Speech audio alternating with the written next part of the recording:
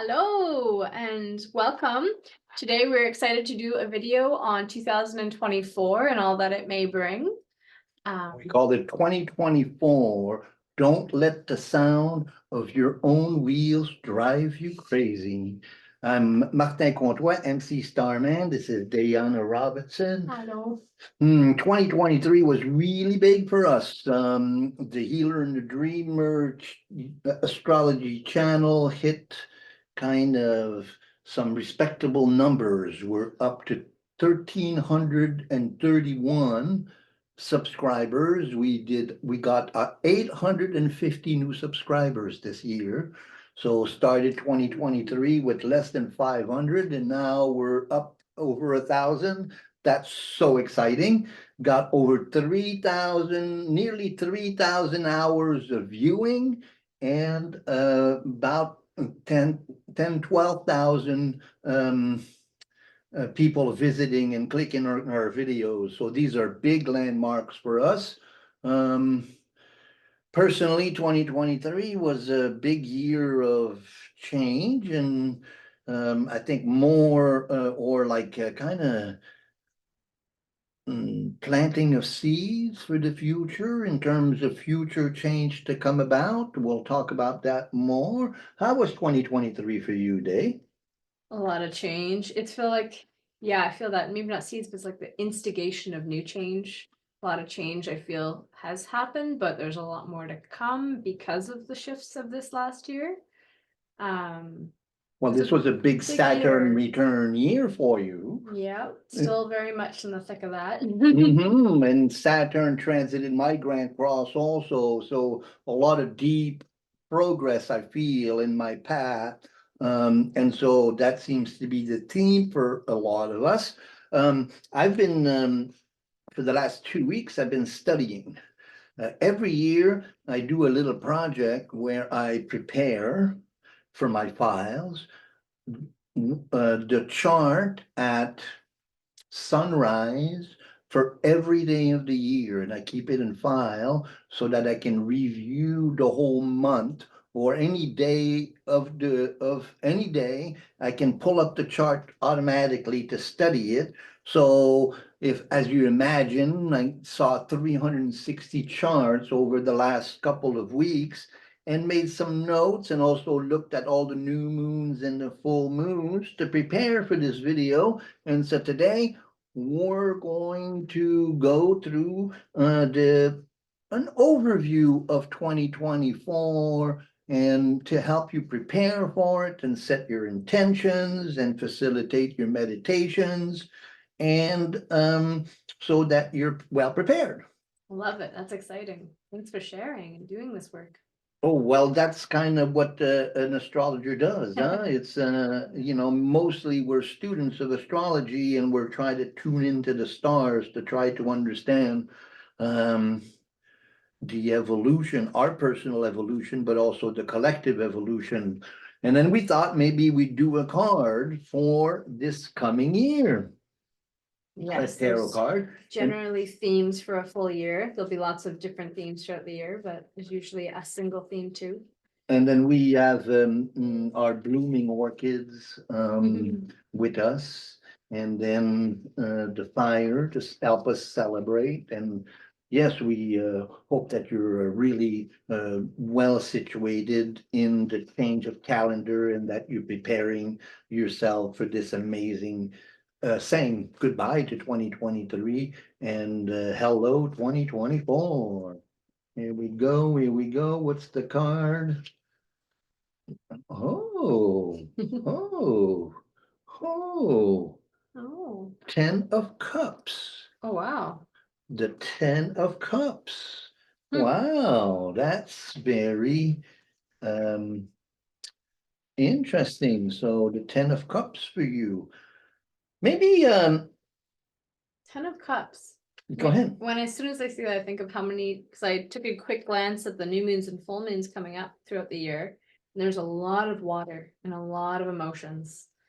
And then when I think of that, I think of also how Neptune is kind of finishing up its time in Pisces, and it's like all the water signs and all of the emotions. And then Pisces is the conglomeration of it, but then that 29th degree is so highly activated by Neptune this coming year. That's what I think about, at least when I see Well, that with first. Saturn and Neptune all in Pisces, and then especially the beginning of the month, we're gonna get some very, very strong water feelings for sure. That's interesting, huh? So you're seeing a lot of water in this one, huh? Mhm. Ten of Cups is a celebration, huh? You got a wealthy man with the fancy turban and the 10 cups there on an altar. So it's abundance and satisfaction. I wanted to start the video with telling a little story. Sure, yeah. The story of the two brothers. These two brothers, well, it's originally I think they're Chinese brothers, but they can be any brother. And one of them is the wise elder brother, and one of them is the younger, kind of inefficient or challenged younger brother. And the younger brother can't really get his act together. And one day, the younger brother is walking on the pathway to the village, and a rich man is there with his chariot, and the wheel of the chariot breaks, and the young man fixes the wheel for the rich man, and the rich man's very happy with him. He gives him a horse. So then the young man is really, really happy, and he goes to his brother and he says, brother, you can't believe this. I did this good deed, and I was rewarded with a horse, and now we can go and work the land and bring in a crop to market, and everything's gonna be great. And then the elder brother says, oh, well, that could be good, that could be bad. So then the next day, the younger brother is working the land with his son, and the son is working the plow, and the younger brother is leading the horse, and they're working to cultivate the land, and they hit a rock by accident, and the son breaks his leg. Oh, the younger brother goes to his wise brother and he says, ah, you can't believe what just happened. My eldest son, my pride and joy, broke his leg. He probably never walk again. This is terrible. And the wise brother says, well, this could be good. This could be bad. The next day, the emperor comes into town, and he says, the eldest son of each family is coming to war with us. We're being attacked. But the eldest has got a broken leg, so he can't go. So then the younger brother goes to his elder brother and he says, oh, I am so lucky. This is so good.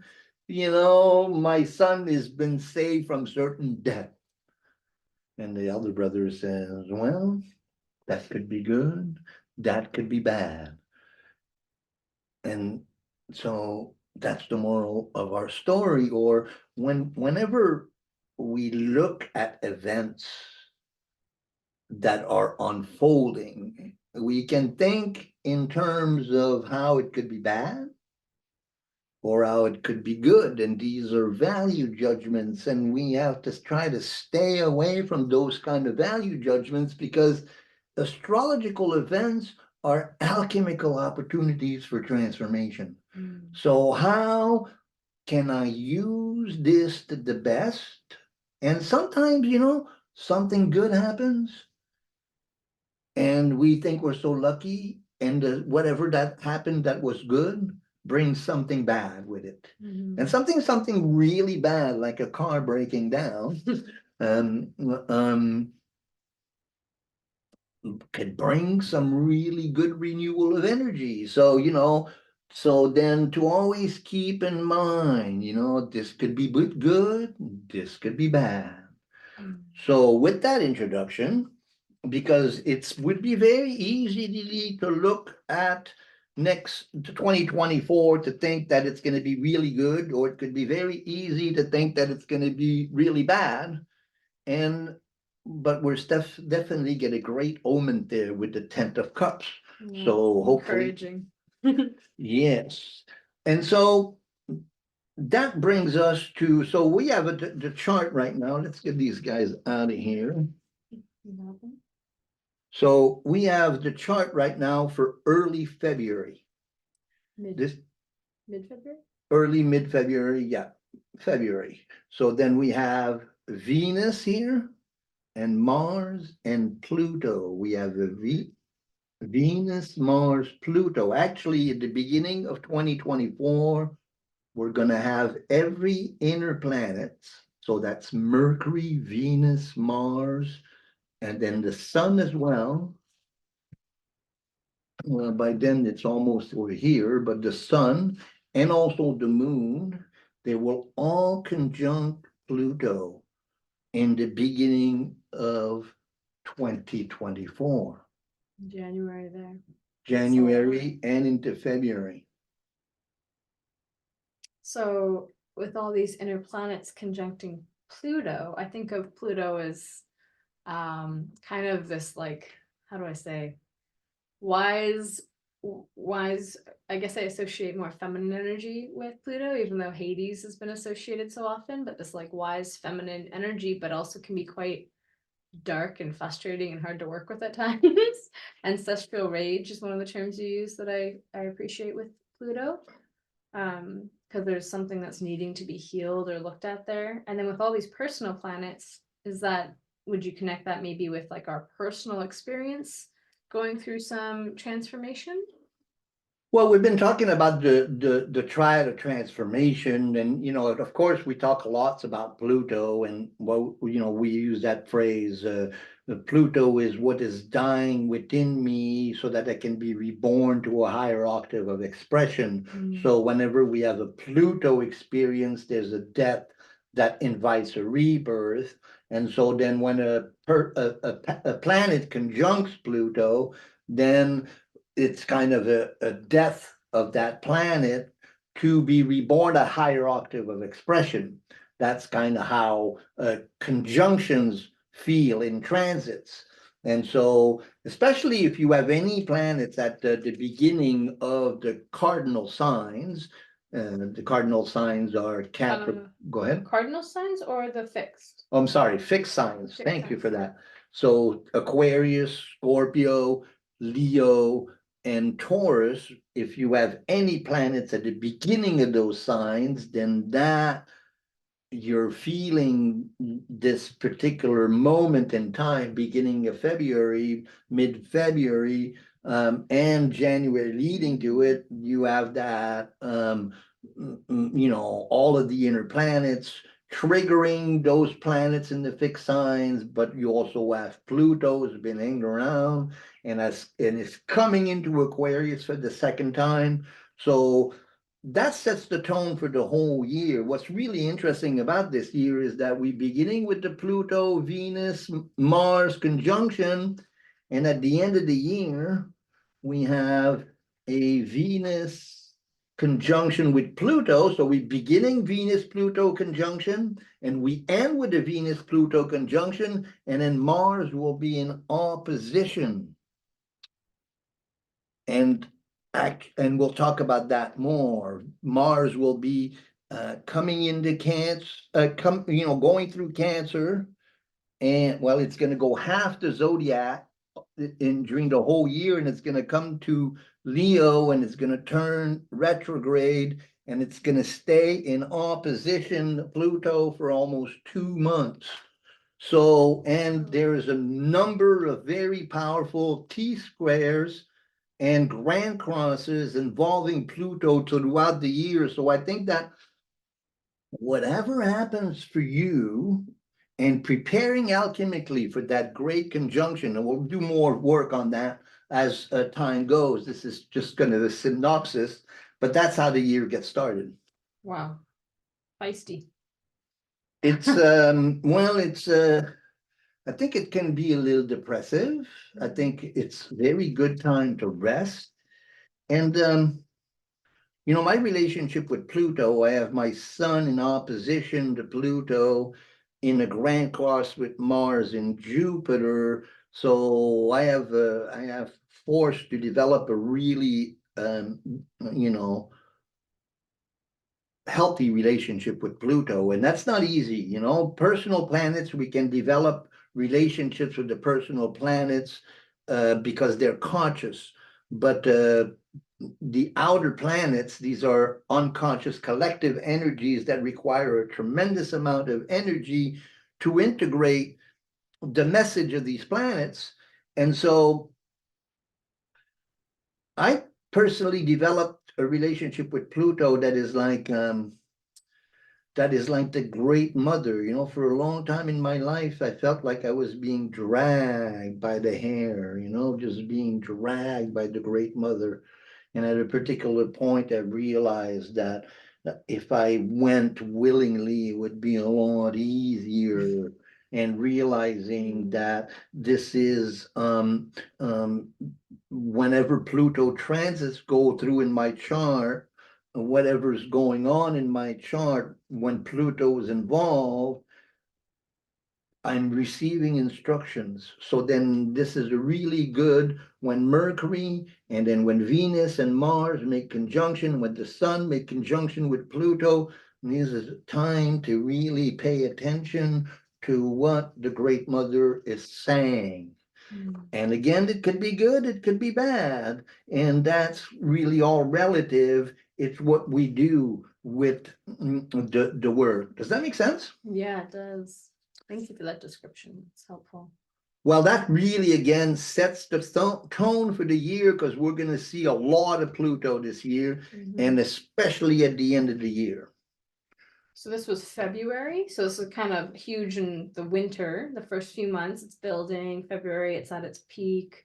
And then what happens as we move into Well, spring? then we have you know, then yeah. the sun comes into Pisces, and all the inner planets go into Pisces, and you know, so the sun and the moon, of course, and Mercury and Venus and Mars, they kind of follow each other, especially Mercury and Venus. It's like a, Little you know, family unit. it's exactly like that, you know, the you know, and then the moon just keeps going back and forth, you know, with the new moon and the full moon making conjunction, making opposition, full moon, new moon, and Mercury and Venus are never far. And so it's like the king and the queen with their attendants, and they're all going through, and then so everything is gonna go then into Pisces at the end of the astrological year into the sign of Pisces, and everything's going to make a conjunction with Saturn and Neptune.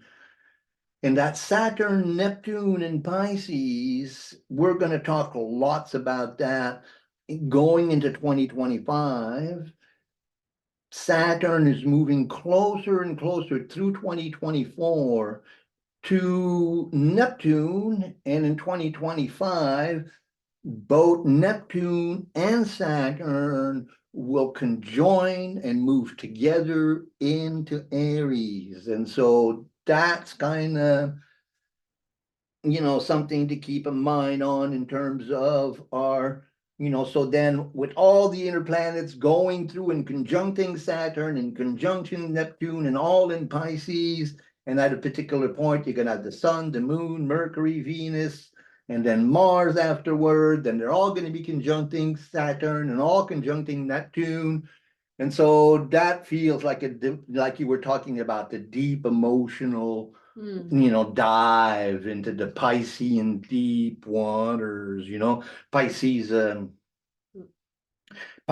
protects itself, you know, it's the only water sign that has no protective. That's right. Scorpio as the stinger, Cancer as the pinchers, Pisces, it just goes deep. Hello. You know, you can't reach Pisces because they're so deep. And so then after all that Plutonian stuff, then we go Neptune and Saturn, and then boom, we start the year with when the sun enters into Aries, and then this is a complete contrast of energy. We get to Jupiter-Uranus conjunction. We talked a lot about the Jupiter-Uranus conjunction in Taurus. Last year, in the winter and spring, they got within about 6 degrees of each other, and then they both turned retrograde, and now Jupiter went all the way back to the beginning of Taurus. And then now Jupiter has moved direct, and it's moving closer and closer and closer. And as March approaches, and then April, now they're within close orb. And for the end of March, and then April and May, and the beginning of May, Uranus and Jupiter will be very close to each other. And that's during the eclipse season. On April 8th, we have a total solar eclipse. So we're going to see that the sun's going to disappear. So we're going to have a Jupiter-Uranus conjunction during a total eclipse. And the total eclipse would be in conjunction. We didn't put Chiron on there. Chiron in Aries. Where is Chiron? Where is Chiron? Chiron disappeared. Here. That'll be Chiron today. Labrador. What is Chiron? I don't know. So anyway, so here we are. So then that's all going to be in Chiron, and Chiron will play a very important role as well, because Chiron will enter into a square with Pluto for the next couple of years. So then I think that is going, that total solar eclipse coming on the 8th, and then a Jupiter-Uranus conjunction coming right after that. And then we're going to have a Sun-Moon-Pluto T-square right at the end of April there. So again, Pluto, Sun, Moon, T-square with the Scorpio full moon Taurus. And then the next moon after that will be in alignment with Jupiter-Uranus. So the question with that would be, what does the Uranus-Jupiter conjunction feel like? That's what I'm wondering. And how would it be? I don't know if I think of it, like I think of Jupiter as fiery, but Uranus and Jupiter in Taurus, it's like, I don't know, I think earthquakes. Earthquake, yes. So the Jupiter-Uranus conjunction, we had a Jupiter-Uranus conjunction in Aries in 2012. Oh, wow. Okay, that was a very important time. If you go back, actually, I started talking about the Saturn-Pluto square and the Uranus-Pluto square. And that's when my career really started taking off. And that was if you remember, the Anonymous movement. Yes. Right. That was 2012. Do you remember that? And student rebellion in Quebec as well. And big pushback. So we have the Uranian revolutionary archetype of the light bringer, the Che Guevaras, the Martin Luther Kings of the world. And we have the Jupiterian need for emancipation and enthusiasm. So Jupiter-Uranus conjunctions are tremendously creative and evolutionary and revolutionary. This is the time, you know? So very, very exciting time. And with the eclipse season, and this Jupiter, and then that Sun, Moon, Pluto T-square. I think that the year, you know, when we talk about the year in astrology begins when the sun enters into Aries, on the 21st of March. So that's the beginning of the astrological year. So technically, the year then begins with this bang of Uranus and Jupiter. So then the year kind of, I mean, the calendar year kind of starts with this death and rebirth, or things being called within us to be dying and reborn and listening to messages. Mm-hmm. Then there's some discipline and maybe more spiritual needs and practices and emotional depths. Mm-hmm. And then it gets fiery and gets a little more exciting later into the spring and into the new zodiac year. Am I correct? Well, then in May, we have a Sun, Moon, Jupiter, Uranus conjunction. So the Sun and the Sun, Moon will Moon. join. So then we're really going to be right there in the heart of everything with the Sun and the Moon. And so, And May, so by then is Jupiter now in Gemini? I know it goes in May at one point. yes, later, yes, later it in May. moves. Jupiter moves really fast, but basically, you know, we can expect a very fiery, revolutionary kind of winds of change. It could be, you know, earth shaking, like you're saying, because it's in an earth sign. But also, you know, we have to look at what else is going on in terms of the Piscean, but also in terms of the Plutonian and how that interrelates. Anyway, we're going to play that out. But now we're into May. And at that time, the triad of transformation become in angle back again. Right. So then that Yes, sun and moon goes, and then we're gonna see throughout the summer bowl shapes and grand kites that we've been seeing all year, last year. So a lot of the same flavor. And so I don't know if we can say a quiet winter, but a very reflective and deep kind of, and maybe a little bit low energy because we're all tired, but then spring, Jupiter, Uranus, boom, the fireworks and the triad of transformation. That sounds Wow. that sounds like about right. And then we come into June, and then we have a Capricorn full moon that forms the bowl shape with the triad of transformation, and then we have a moon Pluto conjunction in opposition to the sun. So then lots going on. So then we have the summer solstice. And so whew, that's a lot to digest. That is. How are you feeling about all of that? You're moving the planets. Moving them a little to catch up here with what you, to kind of semi-follow the narrative that you're sharing with us here. So some of the things that are going on then, as August comes in and we're in summer, some very interesting things going on. Two factors to pay attention to. The Jupiter-Saturn square. Oh, Saturn, Jupiter.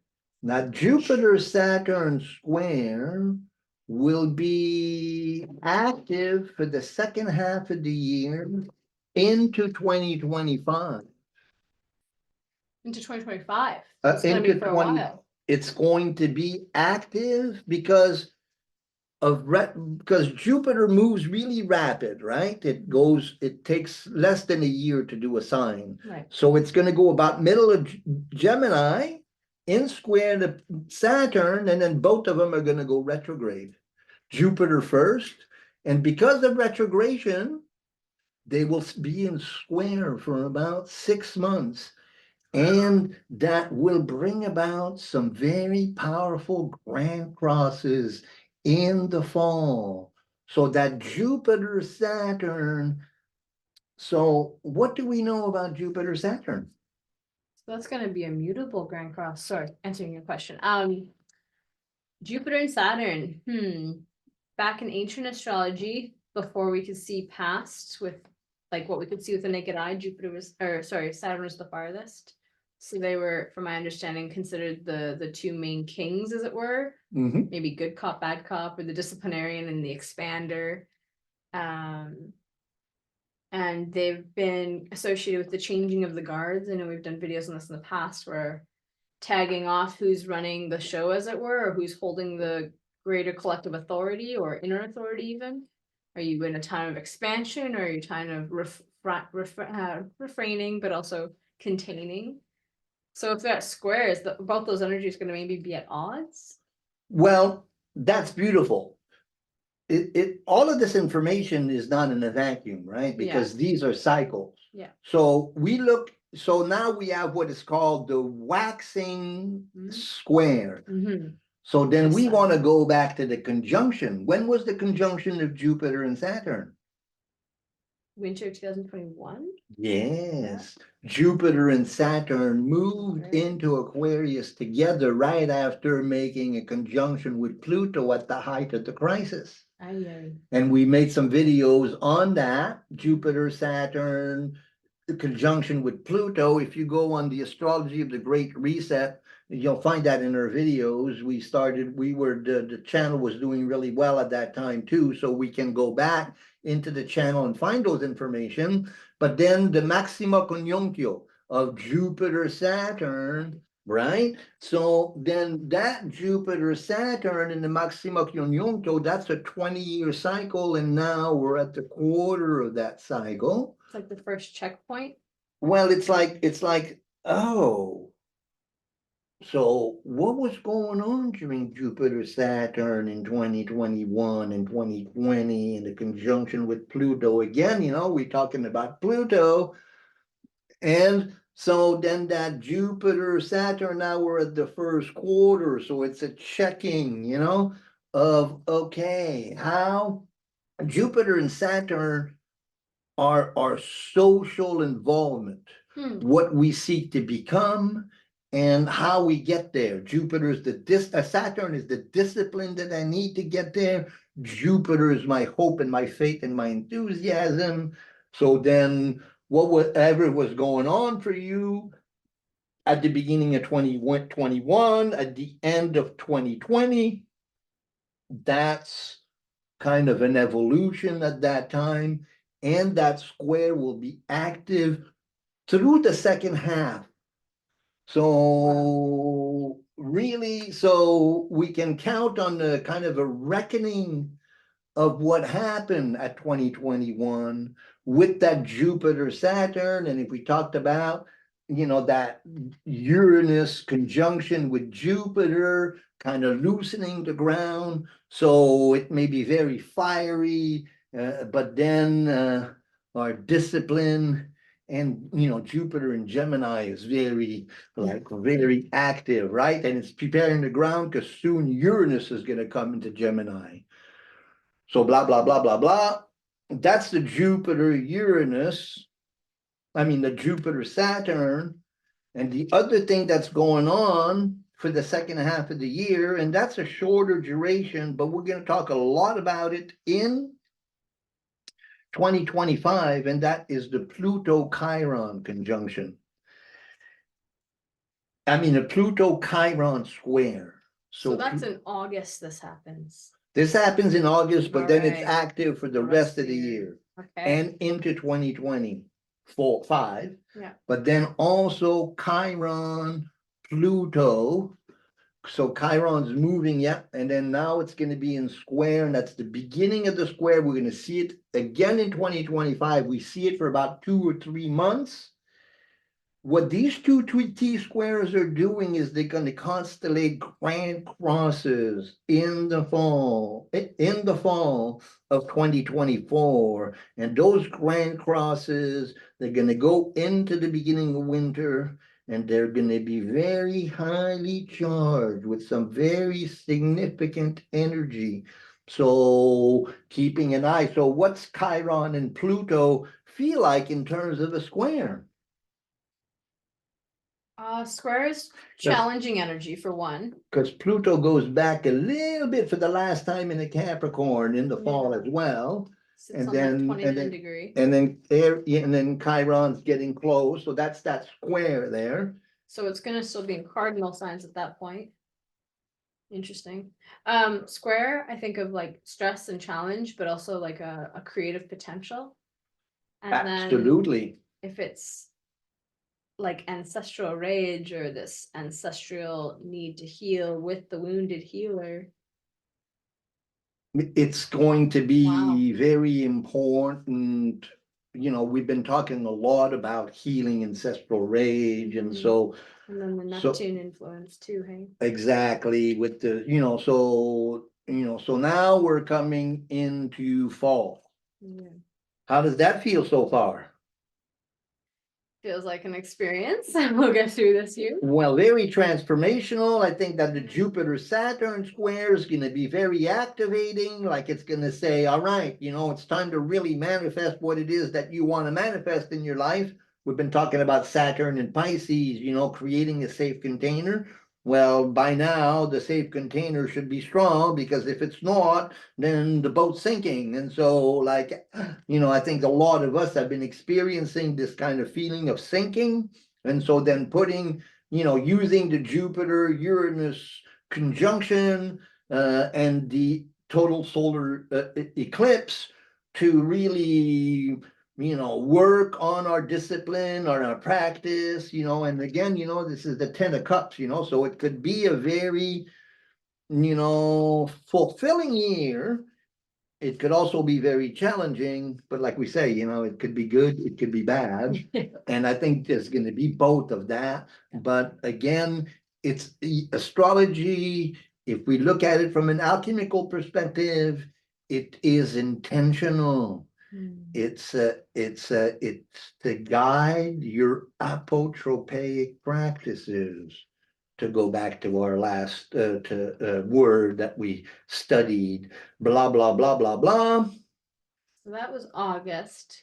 And then this Chiron Pluto is later into September, October.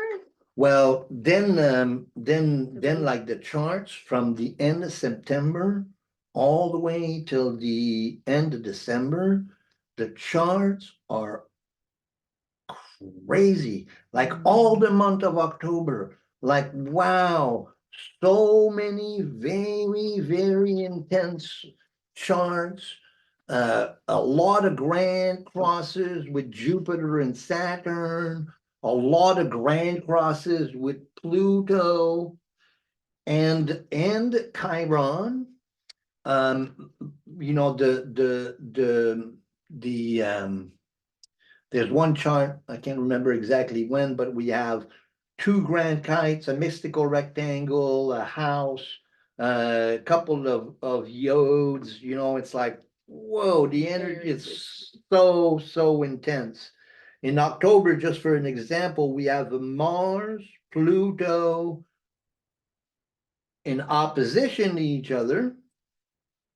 Actually, from October till the beginning of 2025, Mars and Pluto are in opposition the whole time So because of retrograde. just that, like, how would you describe that? What can we look for to ground ourselves in that? Or Well, how can we work with that? that's why that Venus, Pluto, Mars conjunction of the beginning of this year of 2024 is so important, because that's the seed that will fructify at the end of the year when Mars is in opposition. Okay. And because of retrogression, so Mars comes in. So when I talked about that Grand Cross, so Grand Cross means Mars, Pluto. Then the other Grand Cross is Moon Chiron conjunction at Sun. So that's at a full moon. And while that's going on, there's also a grand kite with the triad of transformation. So that's like really the beginning of that Mars Pluto opposition, which will take us into 2020. So yes, what does that feel like archetypally? So Mars, we have the warrior, and Pluto, we have that, need to transform into a servant of the Great Mother, right? And so I think that, and again, we have the triad of transformation, which is inlaid in all of that. So, and then we talked about all the evolution of the Uranus Jupiter conjunction and everything that we see in the winter, and then relatively quiet summer, but then oh, good remembering. Phew. Mm. So what's happening while that Mars, Pluto, Moon, Chiron conjunction, Sun, Grand Cross with the Grand Kite, what's going on during that time is that we have an eclipse season with 3 eclipses in it. That would be back in the spring, you're saying. No, On that the there's other a side. spring season, and then over here, Yeah. we have 3 eclipses. So every once in a while, you have 3 eclipses. Usually you have 2 eclipses in eclipse season, Mhm. but this one you'll have 3 of them. So then we talk about all of these grand crosses and intensity overlaid with a period of a month and a half of eclipses. So 2024 is going to be loaded with energy, especially at the end. I'm telling you, it was like all of the charts in October and all the charts in November every day. It's like, wow, you know, and we'll be fleshing that out for you. Very busy. Well, just an example, okay? On November 1st, Halloween, we have a Scorpio new moon with 2 grand kites, a mystical rectangle, and a house pattern, all on the Scorpio axis, making a T-square to Pluto, and Mars forming the grand kites and the triad of transformation. You know, so then we have very significant crescendo happening. And then in December, we have a Gemini new moon that T-squares with Jupiter and Saturn. So Jupiter's in conjunction with the moon in Taurus, no, in Gemini, and Saturn in Pisces, and the sun forming a T-square. So that Jupiter Saturn energy, and then we end the year with a grand kite with Mars, Venus, and Pluto. So then that's when we talked about Venus then meets over here. And then we got Mercury. I think is it not? It's at the beginning of Sagittarius. Okay. And Neptune at the end of Pisces, forming a grand kite with Mars, Venus, Pluto, Mercury, Neptune. And that closes out the year. What would you say about this closing chart? How would you read this kind of chart, this energy as a wrap up? So like, because Neptune I have a very hard time always explaining, but because it's a little. Well, that's why I called the Out there. video, "Don't let the sound of your own wheels drive you crazy." You know, the personal planets, their Mercury is how I think things through. Venus is how I feel, what I love, my relationships, and Mars is my inner will, you know. So then when these inner planets confront outer planets, which are collective in nature, there's a sense of being overwhelmed by collective energy. And sometimes we take on that stuff and we say, I'm going crazy.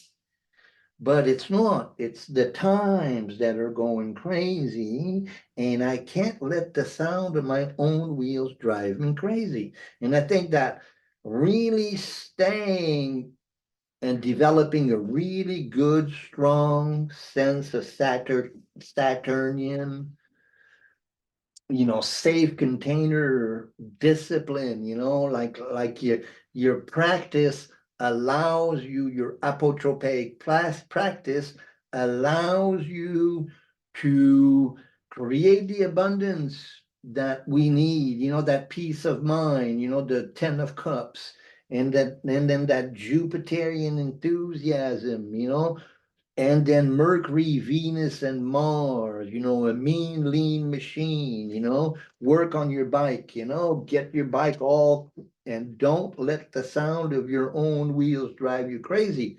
Jung said something, no, it's Liz Green said something very interesting. She says, going sane feels a lot like going crazy. And that's because we live in a crazy world. And then when we're going sane, we feel like we're going crazy. And so that's why, in confronting the collective crisis that, you know, I think we've been talking about this triad of transformation, and it really germinates fully in 2025, but we're going to feel it very strongly by the end of 2024 with all of that stuff that's going on. And so then, people that are not really well grounded into a good spiritual practice and who aren't embracing the changes that are invited by the Uranus Jupiter conjunction, the chances are that you could let the sound of your own wheels drive you crazy. Does that make sense? It does, yeah, and I feel like there's been a lot of foreshadowing for these changes this year too, with so much kind of shifting signs this year, but also 2023, 2024, I feel is a big developing wave that 2025 is gonna crash into, and we're gonna feel a big collective shift in 2025. Well, it's like we're talking about 2021 as if it was a century ago, but, but like sometimes. Well, I started my astrology practice in 2009. And crash in 2008, I lost my business in the crash, and started my astrology in the shadow of that. And by 2012, my practice was really up and solid, and that's when I did the table. And we've been in crisis for a long time already. Yeah. And this is nothing new. Yeah. But we keep pushing away the reality that the way of life, we're talking about, the environmental crisis, the economic crisis, the housing crisis. We keep ignoring the fact that we're in crisis by creating solutions that create more problem, so that we compounding problems instead of resolving it. And the mass of chaos is getting bigger and bigger and bigger, and we're confronting with this mess, and our leaders propose band-aid solutions, but then now the problems are getting so big. And that, I think, what 2024 and 2025 is confronting that the reality of our times is that we need to simplify, we need to consume less. Instead of creating more and more cars, we need to carpool, we need to create trains, we need to create sustainable, and these solutions are not easy. And so I think that the Jupiter-Uranus conjunction will bring about a lot of unease, but also some creative solution may become necessary. And so again, it could be good, it could be bad. In the process, don't let the sound of your own wheels drive you crazy. I love it. How does that feel? Good. Yeah, feels like we're in for a wild wave. I noticed how there's a lot of it's going to be a lot of first starting out with some cardinal, starting the new year with new energy. It's not on here, we didn't speak to it, but I also have been looking at the chart of the 1st of January, and there's a grand trine happening that day. So really good time for intention setting and all those New Year's resolutions. But it starts with a lot of cardinal, and then you were speaking about how there's a lot of mutable next, and then it goes back into cardinal. So there's this like need for like finding new ways, and then dissolving and allowing change, and finding more new ways, and then trying to keep them going, but then this need to keep a lot of, how do I say this? It's kind of what you said, but like a lot of new systems and a lot of needing to let old things dissolve and find new solutions through them. I think that, finding the abundance in creating sustainability and change in our life. And again, we looked at this big, huge picture of 2024 and we went through a whole lot of information. And I don't know about you, but steam is coming out, and like we've done a lot. And probably you watchers are like, if you made it all the way through here, congratulations. And you're blessed because you can rewind and listen to the show a few times. Well, lots of information, but don't worry. We keep every once in a while we do a big picture video like this, but usually we keep our pictures small. But it's important to get the whole contrast of it all.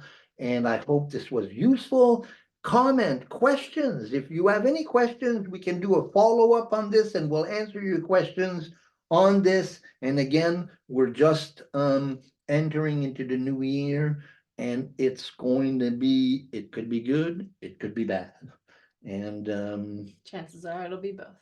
and whatever you do, don't let the sound of your own wheels drive you crazy. This has been fun. Thank you, Dayana, for joining me. Thank you, Martin. What a fun, informative talk today. Did you get a lot out of this? Yeah, my gears are also spinning a little, but there's lots to digest and work with here. So more to be continued. So you know what to do. Like button, subscribe button, and comment, massage the algorithms, and we'll be back. Whoop, whoop, whoop. Wishing you all a happy new year. So much love.